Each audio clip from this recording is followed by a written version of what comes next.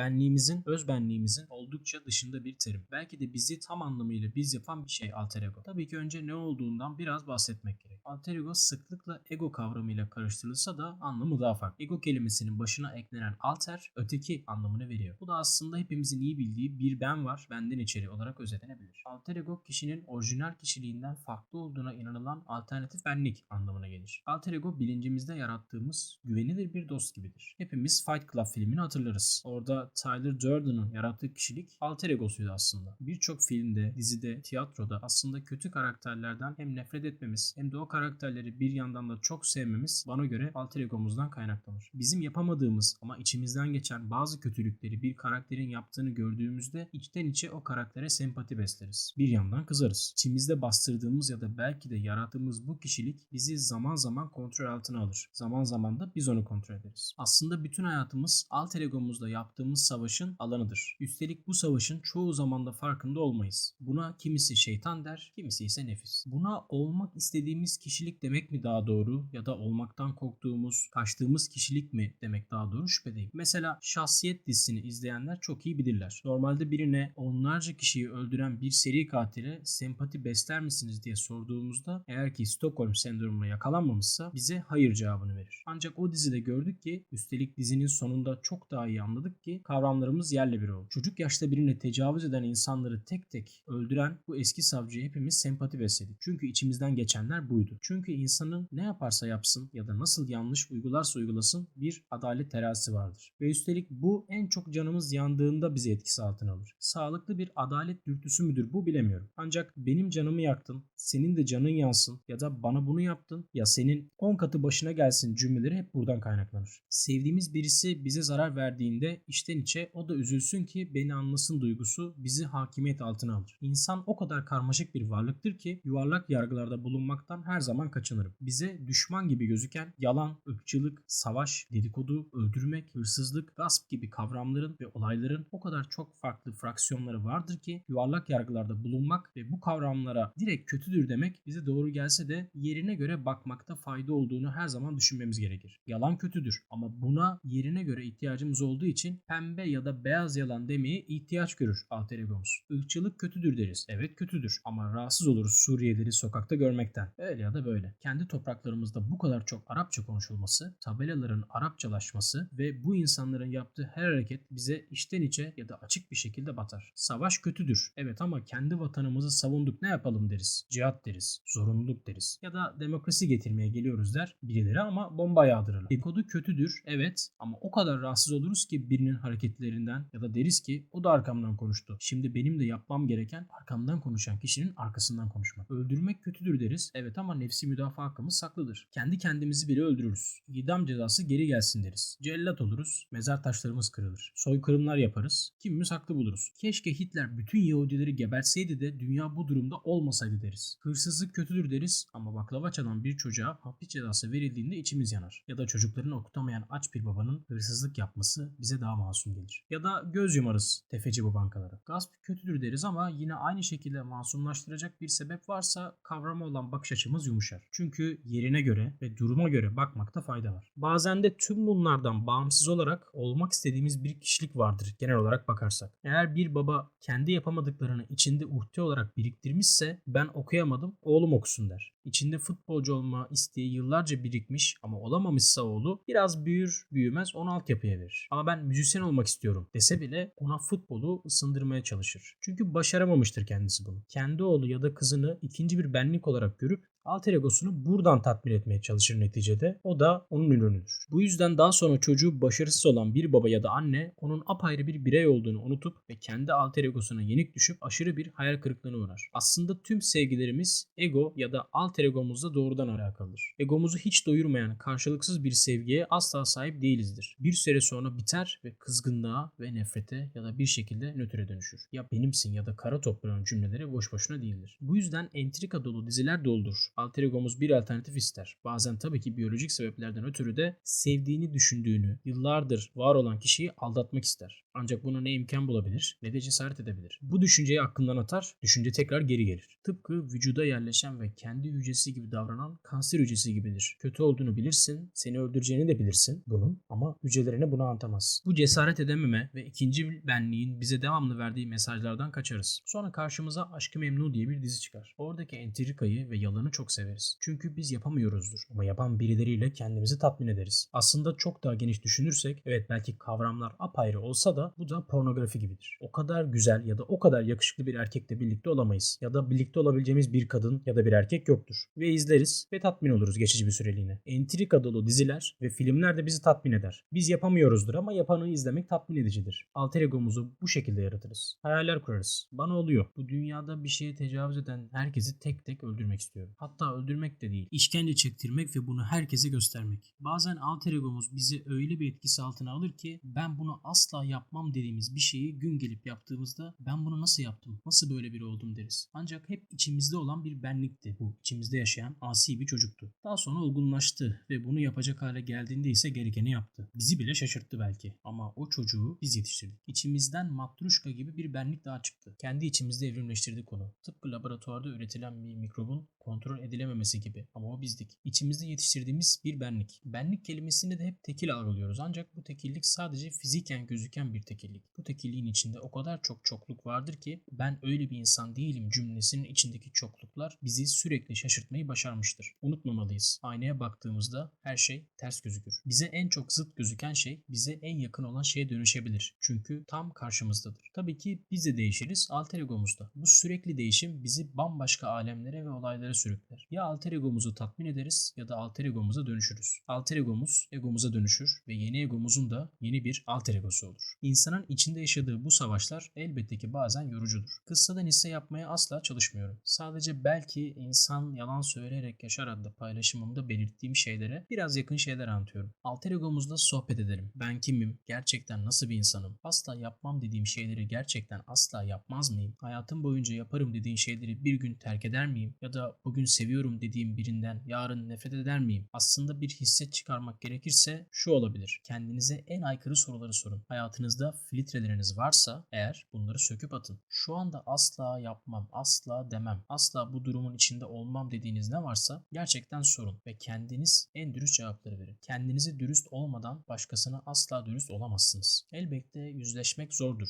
Fakat kendimizle baş başayken bizi yargılayacak kimse de yoktur. Bu kendimizi suçlamak eğilimi değildir. Kendimizi sürekli aşağılayıp kendi özgüvenimizi yerle bir etmek eğilimi de değildir. Sadece kendimizi kendimizde açığa çıkarmak meselesidir. Eğer alter ego dediğimiz düşmanı ya da ilerideki gerçek dostumuzu iyi tanımazsak onunla ne gerçekten savaşabiliriz ne de anlaşabiliriz. Gün gelip bizi ele geçirdiğinde ise vicdan denilen o şey gerçekten o zaman sızlar. Ben nasıl böyle oldum sorusu içimizde hep var olan insanı görmezden gelmeye çalışımızdan kaynaklanıyor. Günde belki en az yarım saat yalnız kalıp bu soruları sormak hatta yazmak gerekir. Kişisel olarak alter egomla o kadar dostane bir anlaşma yaptım ki ben ona istemediğim şeyleri yapmıyorum, o da bana. Birbirimizle stratejik ortak gibiyiz. O benim gerçek düşmanım ancak iyi geçinmem gereken stratejik ortak.